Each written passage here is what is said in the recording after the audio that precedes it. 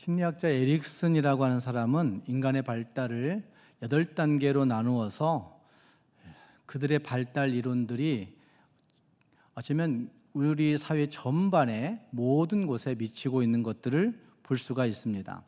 그는 사람이 인생의 각 단계를 지나가면서 경험하는 심리적인 위기가 있다고 이야기를 합니다. 그리고 그 위기를 잘 극복하는 것의 중요성을 상당한 심리학적으로 분명히 강조하고 있는 것을 볼 수 있습니다. 영아기 아이들의 마음 속에서는 분명히 세상이 나를 안전하게 보호해 줄 수 있을까라고 하는 질문을, 그것이 위기처럼 다가오는 질문을 분명히 한다고 이야기합니다. 그래서 그들은 누군가 나를 안전하게 해주는 이것들을 굉장히 생각하면서 영아기의 시기를 보내고 있는 것이죠. 그래서 그 시기에 돌봄과 애착관계의 형성은 그가 앞으로 살아가는 일에, 세상을 살아가는 일에 모든 분야에 영향을 미치는 일이 벌어진다고 이야기를 합니다. 또 유아기 아이들은 내가 스스로 할 수 있는 것이 있을까? 스스로 무엇인가를 해보려고 애를 쓰는 그 아이들의 모습을 볼 수가 있습니다. 청년기의 사람들에게는 자기 정체성이 굉장히 큰 위기라고 이야기합니다. 내 역할이 과연 무엇일까? 나는 과연 가치 있는 사람일까라고 하는 고민, 내가 무엇을 해야 되는 것인가에 대한 고민들이 청년기에 있는 모든 사람들에게 한 번쯤은 분명히 있다고 이야기를 합니다. 또 중장년기에 있는 사람들은 자신이 이룬 그 일들에 대해서 정말 내가 가치 있는 일을 하고 지내왔는가라고 하는 물음들이 그들에게 있다고 이야기합니다. 그래서 그들은 자기가 이룬 일들에 대해서 고민하면서 내가 이대로 나이 들어가도 괜찮은가라고 하는 질문들을 또 한다는 것이죠. 그리고 또 그 다음 장년기 이상의 어른들은 내가 진짜 내 삶이 의미가 있었을까라고 하는 질문들을 많이 한다고 이야기합니다. 노년기에 접어들면서 내 삶은 정말 의미가 있었을까라고 하는 질문들을 끊임없이 하면서 나이 들어간다고 이야기를 합니다. 현대 사회는 빠른 성공, 빠른 결과를 미덕과 같이 여기는 시대가 되어 있습니다. 그래서 그것으로 인해서 때를 기다리는 자세는 없이 무엇인가를 빨리 소득하고자, 무엇인가 빨리 얻어보고자 애를 쓰는 사람들의 모습이 거기에 있습니다. 그리고 결과가 늦어지면 실패자로 낙인 찍히고 너는 못했다고 절망하게 되는 일들이 벌어진 일들도 우리 사회에서 얼마든지 볼 수가 있습니다. 그러나 성경은 우리에게 그렇게 말씀하지 않습니다. 물론 이것이 성경이 요구하는 가치이기 때문에 다 받아들이지 않는 경우도 너무나 많이 있지만, 성경은 현대인들의 이 초조한 그 마음의 시각들을, 마음의 생각들을 향하여서 다른 시각을, 다른 마음을 분명히 전달하고 있는 것을 우리는 볼 수가 있습니다. 특히 함께 읽은 말씀 이 전도서에는 현대인들에게, 아니 현대 그리스도인들에게 분명히 던지고 있는 중요한 메시지가 있다고 저는 생각합니다. 오늘의 말씀을 통해서 보면 우리가 먹고 마시며 수고하는 그 모든 일들, 어쩌면 일상적인 일들, 그 우연한 일들, 우리는 그냥 우연이라고 치부해버리는 일들 속에 그것에 하나님의 손이 주관하고 있다라고 하는 사실을 분명히 말씀하고 있고, 또 우리가 생각하고 있는 지혜와 그리고 희락, 기쁨, 그리고 우리가 생각하는 노고, 고난, 어떤 수고들, 이런 것들 속에서도 하나님의 섭리가 작용하고 있다고 하는 사실을 성경은 분명히 말씀하고 있는 것을 볼 수 있습니다. 뿐만 아니라 오늘 함께 읽은 말씀 가운데 모든 일에는, 범사의 모든 일에는 때가 있다라고 하는 말씀을 분명히 말씀하면서 우리 그리스도인들에게, 현대를 살고 있는 그리스도인들에게 어떻게 하나님이 정하신 때를 분별하며 살아가야 될 것인가 하는 질문을 던지고 있다고 저는 생각합니다. 현대 사회는 급격하게 바뀌어지고 있고, 또 급한 그 흐름 속에 내가 발맞추지 않으면 나는 낙오할 것처럼 느끼는 불안감들이, 초조감들이 우리에게 있지만, 그 속에서 우리는 하나님, 그분이 우리를 향하여 어떤 때를 가지고 계신지, 어떻게 하나님의 때를 분별할 수 있을 것인지 하는 것이 우리의 숙제라고 말할 수가 있다는 말입니다. 오늘의 말씀을 같이 이런 맥락에서 같이 생각해 보시면서, 정말 하나님이 나에게 주신 그 때, 하나님이 우리에게 주시는 그 때를 나는 어떻게 분별할 것인가 함께 고민하며 함께 은혜를 나눌 수 있기를 주님의 이름으로 부탁합니다. 함께 읽은 말씀 통해서 우리는 두 가지를 생각해 볼 수가 있는데, 하나는 우연한 일들 속에 그것이 하나님의 선물이라고 하는 사실을 성경은 분명하게 말씀하고 있습니다. 전도서 기자 솔로몬은 많은 부와 명예와 권세와 지혜를 가진 사람이었음을 우리는 부인할 수가 없습니다. 그래서 지혜의 대명사는 솔로몬이라고 표현할 수 있습니다. 솔로몬과 같은 지혜, 솔로몬과 같은 지혜, 이렇게 이야기합니다. 판결하는 사람들에게서도 솔로몬처럼 이렇게 얘기합니다. 그러니까 안 믿는 사람들조차도 솔로몬이 가진 그 부와 명예와 지혜는 논할 바가 없다는 말입니다. 그런데 그는 인생의 모든 즐거움과 성공을 맛보았지만 그 모든 것이 헛됨이라고 하는 결론에 도달했음을 우리가 1장과 2장을 읽으면서 분명히 보아왔습니다. 오늘 읽었던 말씀 2장 24절 말씀에 이르러서는 그는 이러한 깨달음을 전하고 있습니다. 사람이 먹고 마시며 수고하는 가운데서 낙을 누리는 것보다 나은 것이 없나니 이것은 앞에 것들이죠. 먹고 마시며 수고하고 그래서 얻는 기쁨들, 그 모든 것들도 내가 본즉 누구의 손에서? 하나님의 손에서 나오는 것이구나, 이렇게 이야기하고 있는 겁니다. 현대인의 삶은 그 어느 때보다 바쁘고 긴장되어 있습니다. 저도 마찬가지 굉장히 긴장되어 살아가고 있습니다.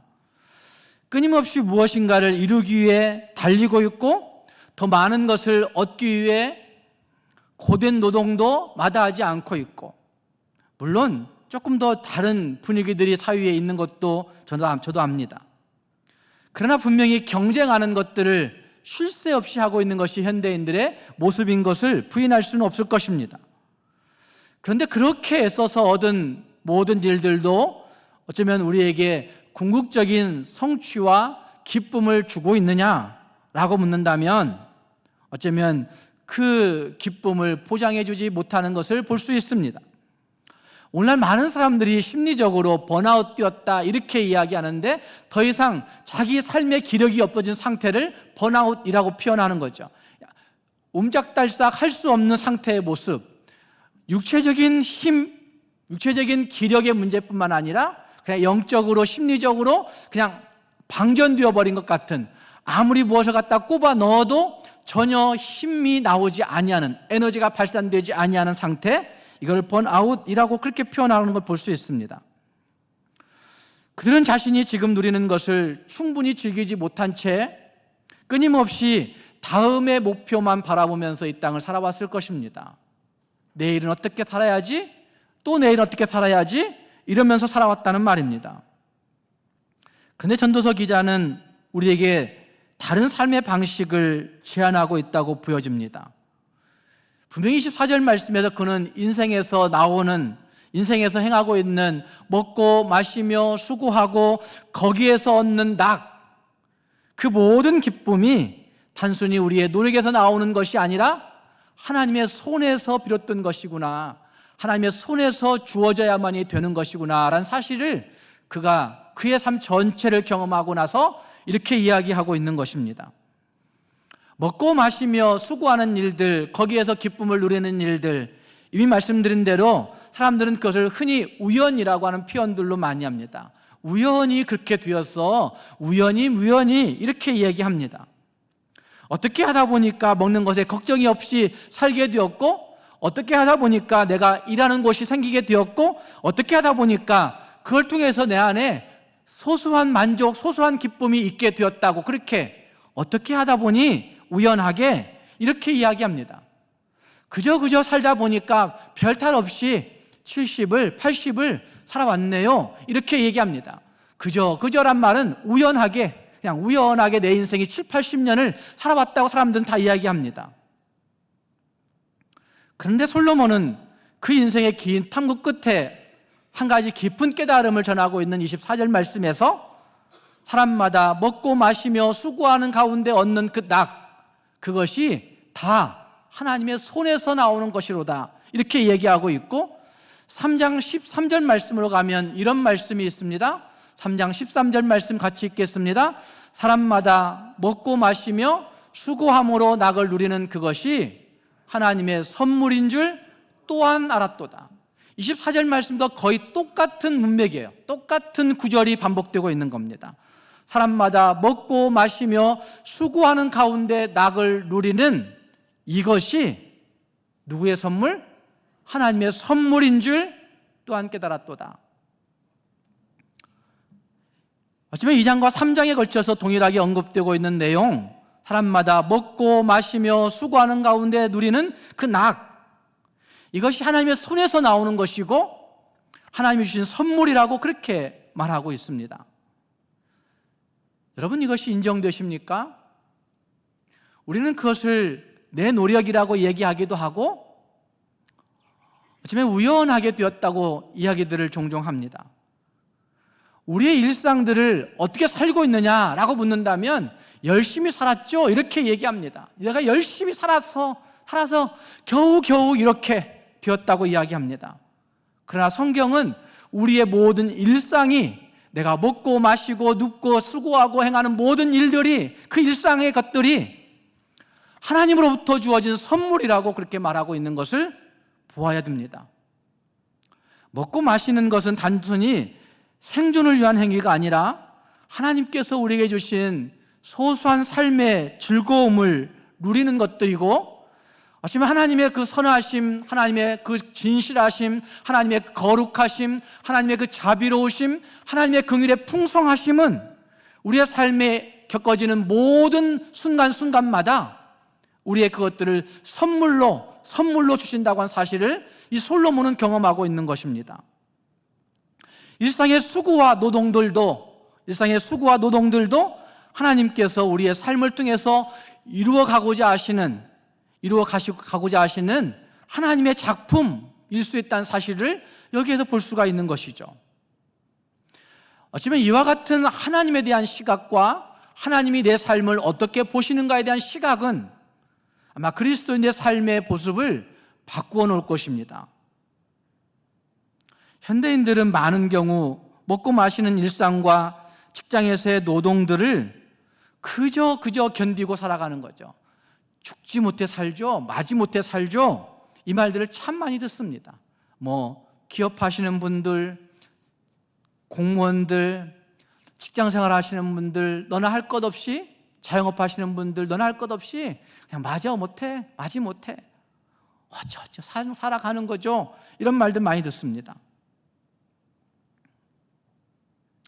그저 견디거나 빨리 지나쳐야 할 어떤 과정쯤으로 여기는 사람들의 모습이 많습니다.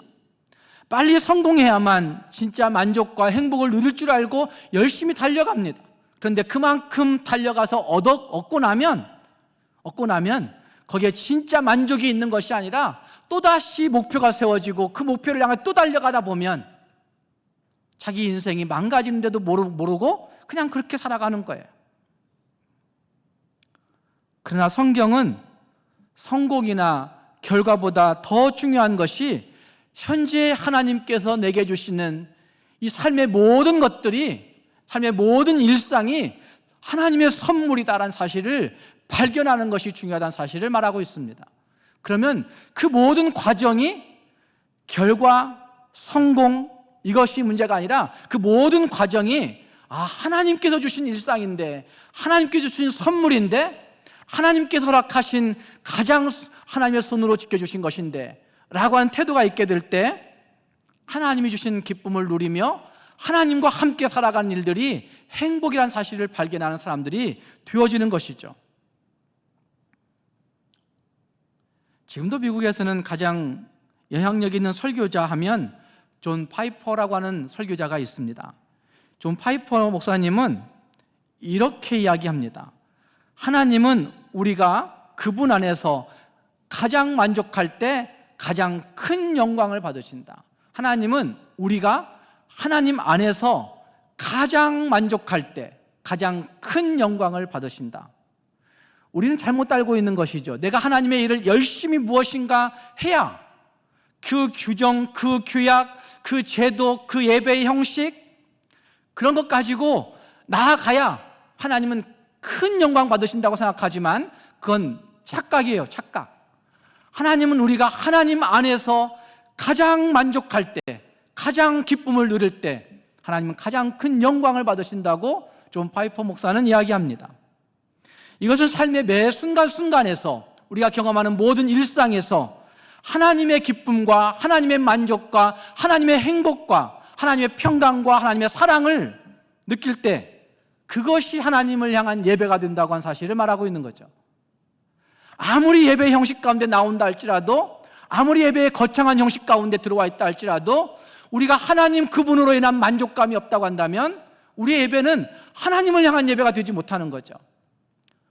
우리가 하나님의 예배 가운데 나와 있지만 하나님 그분의 그 사랑과 그분의 기쁨과 그분의 영광을 내가 누리지 못한다고 한다면 하나님은 이 예배 통하여 영광 받지 않으시는 거죠. 그래서 2장 26절 말씀에서는 이렇게 말씀하시죠. 2장 26절 말씀에 하나님은 그가 기뻐하시는 자에게는 지혜와 지식과 희락을 주시나 죄인에게는 노고를 주시고 그가 모아 쌓게 하사 하나님을 기뻐하는 자에게 그가 주게 하시지만 이것도 헛되어 바람을 잡는 것이로다. 하나님은 사랑하고 기뻐하는 자에게 뭐 주세요? 지혜와 지식과 희락, 기쁨을 주신다라고 말씀하고 있습니다. 기쁨을 주신다고 말씀하십니다. 죄인에게는 노고를 주시는 그건 불공평한 건 아니죠. 죄인들에게는 노고를 주신다고 그건 우리가 지금 하고 있는 노고도 마찬가지예요. 에덴 동산에서 죄 범하지 않았다고 한다면 이런 노고 갖지 않아도 하나님 먹을 것, 입을 것, 쓸 것 부족함이 없도록 채우셨을 거예요. 그때 죄 지어서 우리는 이 노고를 죽을 때까지 해야 되는 거죠. 죽을 때까지 해야 되는 거죠. 어쨌든 그 말하고 있는 겁니다. 그런데 어쨌든 하나님이 그 기뻐하시는 자에게는 그 기쁨, 희락을 주신다고 말씀하십니다. 그러니까 하나님이 주시는 선물은 단지 물질적인 풍요만이 문제가 아니라 사실은 하나님이 주시는 삶을 바르게 이해할 수 있는 지혜와 하나님 안에서 누리는 진짜 희락이 있다고 하는 사실을 우리에게 말씀해 주고 있는 것입니다. 사랑하는 여러분, 우리가 경험하고 있는 이 우연한 일상들이, 우리가 매일매일 순간순간마다 경험하고 있는 이 우연한 일상들이 하나님의 선물임을 기억하며 살 수 있기를 바랍니다. 하나님의 선물임을 기억할 때 우리는 그 날들을 소홀히 할 수는 없을 것입니다. 하나님의 선물임을 기억할 때 그 날들을 기쁨으로, 감사로, 영광으로, 평강으로 채워갈 수 있을 것입니다. 우리 모두가 세상적인 성공이나 세상적인 부에 집착하지 말고 현재 내게 주어진 그 삶의 자리에서 이곳이 하나님의 선물이구나 라고 한 사실을 확신하며 하나님의 기쁨을 누릴 수 있는 주의 백성들이 될 수 있기를 주님의 이름으로 축복합니다. 두 번째 생각할 수 있는 것은 이 우연한 일상 속에도 하나님의 섭리가 있다고 하는 사실을 우리는 보아야 됩니다. 함께 읽은 말씀 1절 말씀, 3장 1절 말씀에는 이렇게 말씀합니다. 범사에 기한이 있고 천하만사가 다 무엇이 있어요? 때가 있나니 라고 말씀하고 있습니다. 우리 개역 성경에서는 범사에 기한이 있고 천하만사가 다 때가 있나니 이렇게 번역했지만 개역판 성경에서는 모든 일에 목적에 따라 때가 있나니 라고 그렇게 이야기했습니다. 모든 목적이 이룰 때가 있나니 이렇게 번역했고, 우리말 성경에서는 목적에 따라 때가 있나니 이렇게 번역했고, 그리고 쉬운 성경에서는 일마다 알맞은 때가 있나니 이렇게 번역했어요. 그러니까 1절 말씀이 천하만사에 다 때가 있나니, 이 말은 그 모든 건건마다 목적이 있고 그 목적에 때가 있다, 그렇게 얘기하는 거죠. 알맞은 때가 있다라고 말하고 있는 겁니다. 그러면서 2절 말씀 이하에서는 그 때의 문제를 가지고 총 7가지의 비교를 합니다. 총 14가지의 때가 나오고 있습니다. 2절 말씀에 그렇게 말하지 않습니까? 날 때가 있고 죽을 때가 있나니. 이게 가장 중요한 문제죠. 우리가 경험해야 되는 가장 중요한 때의 문제죠. 우리의 출생은 기쁨과 축복의 순간이지만 어쩌면 우리의 죽음은 슬픔과 이별을 가져옵니다. 그래서 중세 교회들은, 중세 카톨릭에서부터 쭉 넘어오는 종교 개혁을 이루고 난 그 개혁파 교회들조차도 루테란 교회에서는, 유럽의 교회에서는 교회가 곧 출생과 죽음까지 전체를 책임지는 곳이었습니다. 그래서 사람들이 태어나면 스웨덴이나 노르웨이나 이쪽 그 북유럽의 지역들은 태어나면 출생신고를 교회에서 했어요. 교회에서. 그래서 교회에서 출생신고를 받는 행정직원이 있었어요. 그 국가의 공무원은 아니지만 교회 직원인데 국가의 녹을 받아, 국가의 월급 받아 그 출생을 관리하는 그런 직원이 있었다는 말이에요. 그래서 교회 안에 출생을 관장하는 부서가 있었다는 말입니다. 그리고 그들은 삶을 잘 살고 난 다음에 죽음도 어디에서 맞이해요? 교회에서 맞이하는 겁니다. 그래서 교회마다 공동묘지를 가지고 있어요. 교회마당. 한국은 너무 자꾸 혐오시설 그러지만 뭐 유럽이나 서구 쪽 가면 죽음이 혐오시설이 아니에요. 그래서 교회 앞마당 안에, 그냥 마당 안에, 뒷마당 안에, 옆마당 안에 무덤들이 있어요. 무덤들이. 옛날 선조들의 무덤보다 쫙 있어요. 그래서 그 무덤에 새겨진 묘비를 읽어볼 때에 느끼는 느낌이 있어요. 도전이 있어요.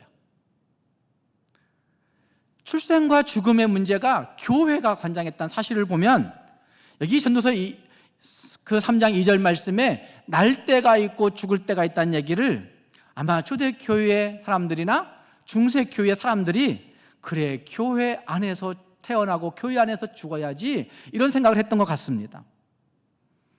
태어남과 죽음 사이에서 우리는 수많은 만남과 수많은 헤어짐을 경험합니다. 현대사회는 죽음을 애써 외면하려고 하지만, 특히 한국이 죽음을 애써 외면하려고 하지만 성경은 죽음을 직시하고 그 죽음을 통해서 삶의 귀중함을 깨달아야 함을 분명히 말씀하고 있는 걸 볼 수 있습니다. 그래서 키에르케고르라고 하는 철학자는, 이 사람은 신부였었잖아요. 키에르케고르는 죽음을 기억하는 사람만이 진짜로 현재를 살 수 있다.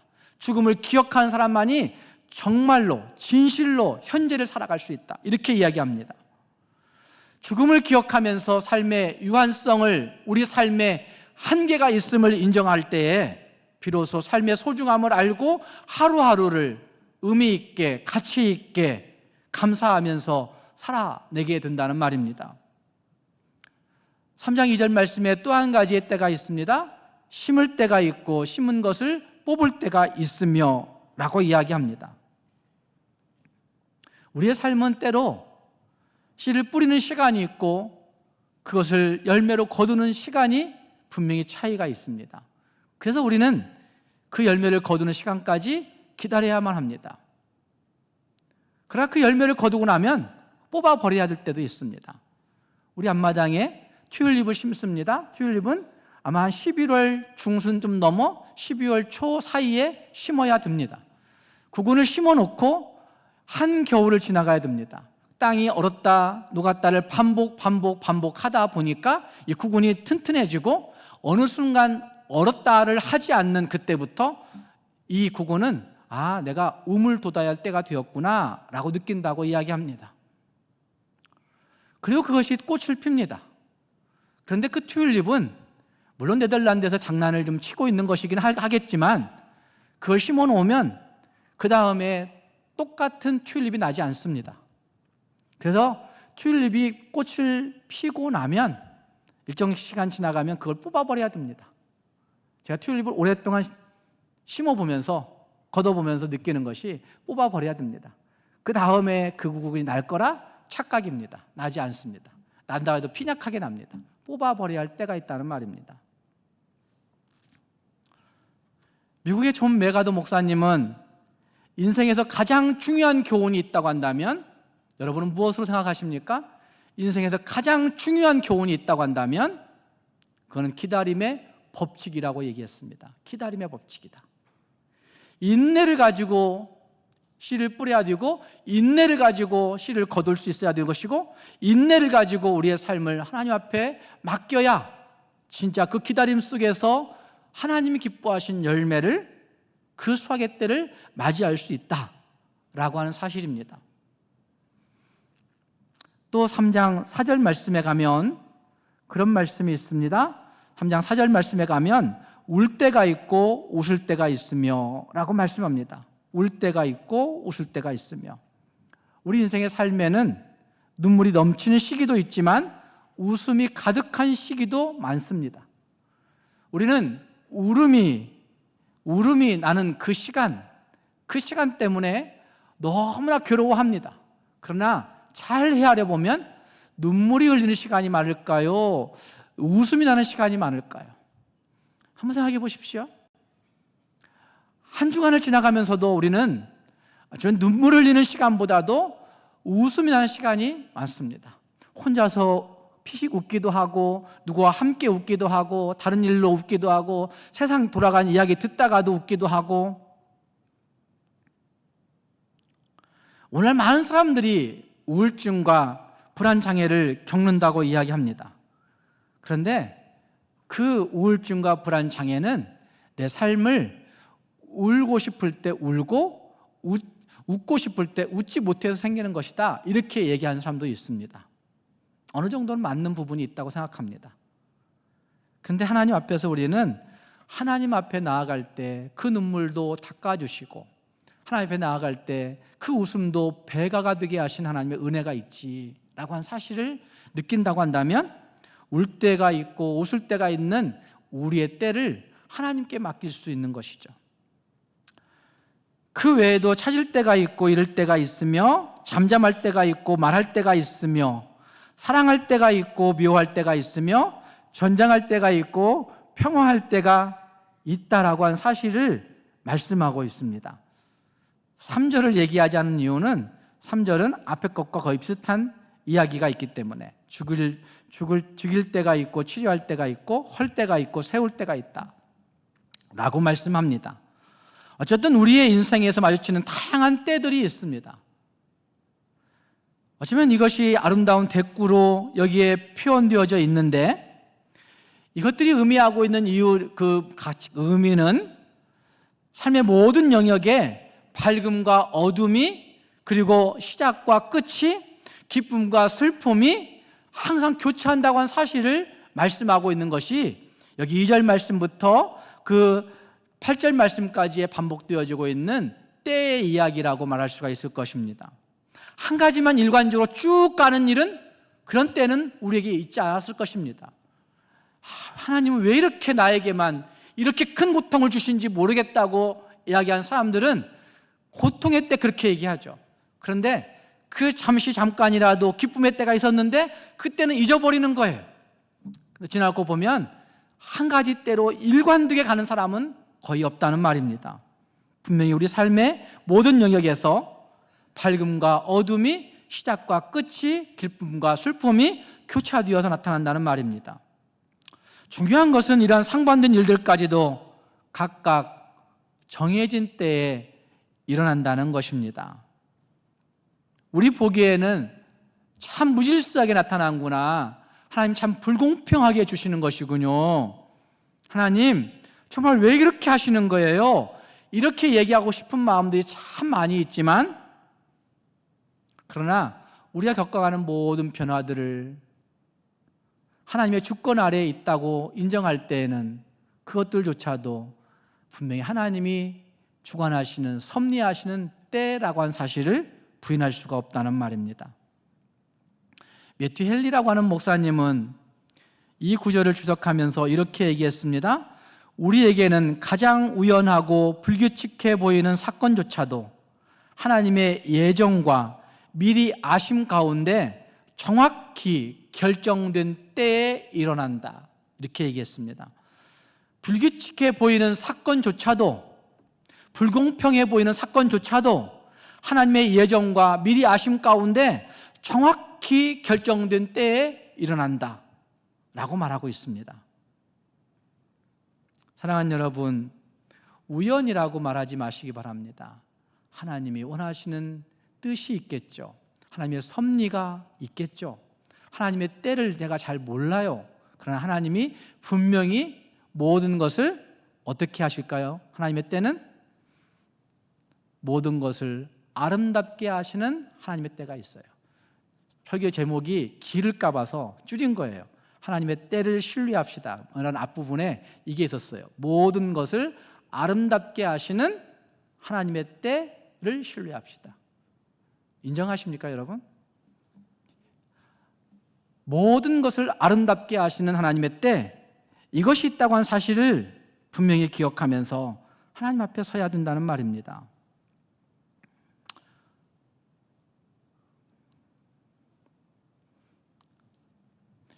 우리가 이런 찬송 부르잖아요. 내일 일은 난 몰라요. 하루하루 살아요. 불행이나 요행함도 내 뜻대로 못해요. 때를 인정해야 가는 거죠.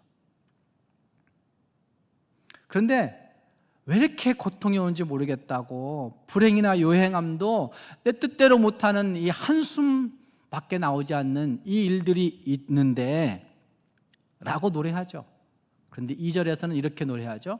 좁은 이 길 진리의 길, 주님 가신 그의 길, 힘이 들고 어려워도 찬송하며 갑니다.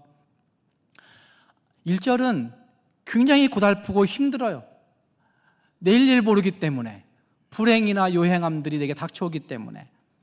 2절은 좁은 이 길, 그 진리의 길 가신 그 주님을 붙들고 힘들고 어려워도 뭐하고 가요? 찬송하며 간다고. 그러면서 그렇게 얘기하죠. 성령이여 그 음성을 항상 들려주소서. 내 마음은 정했어요. 변치 않게 하소서. 이렇게 할 수 있는 거죠. 사랑하는 여러분, 우리가 겪는 모든 날들, 때를 정하신 그분이 따로 있다고 한 사실을 분명히 기억하면서 어쩌면 하나님 앞에 교만하지도 말고, 하나님 앞에 안일하지도 말고, 하나님 앞에서 절망에 빠지지도 말고, 그래, 하나님이 내 모든 것들을 섭리하시는구나, 그래서 모든 것을 가장 아름답게 주관해 주시겠지라고 하는 확신을 가지고 믿음으로 잘 살아갈 수 있는 우리 모두가 될 수 있기를 주님의 이름으로 축복합니다. 기도하겠습니다.